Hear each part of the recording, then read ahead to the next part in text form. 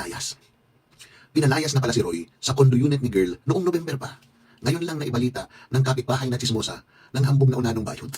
Galit na galit yung mga yun sa kanya eh. Kasi nga, may umiikot pala na parang certification na kailangan nilang pirmahan na walang nakatirang Roy sa unit ni girl. At yung nakatira ay may pangalan na inilagay na iba.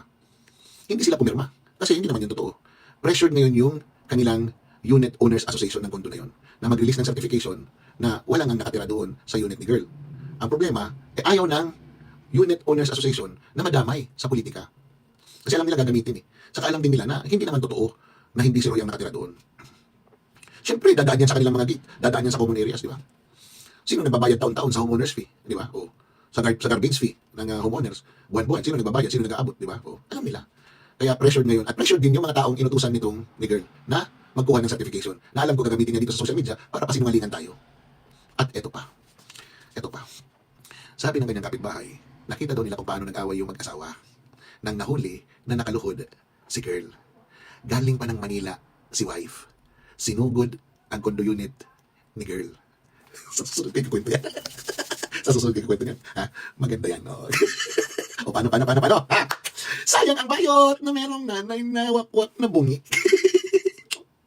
Hello guys, isi-share ko sa inyo ang conversation namin ni Balot ha. Siya yung tumitira, nagmi-maintain dun sa unit ni Brother Alfred sa Cebu. Way back 2023 pa siya na ang nakatira.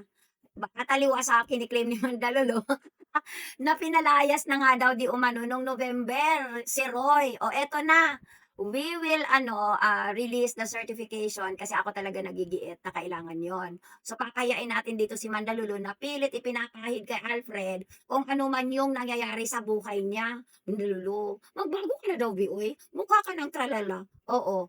Kawawa ka. Gusto mo na talagang ipasawalat ko dito kung anong ginawa mo dun sa minor de edad, dun sa Antipolo, ha? Kaya ka hindi makaakyat doon. Wait ka lang. Ibabalik ko sa'yo lahat yan. Sinasabi ko sa'yo, oo, sayang ang may-ari ng pulang shoes na siyang totoong bayot na may nanay na trilileng.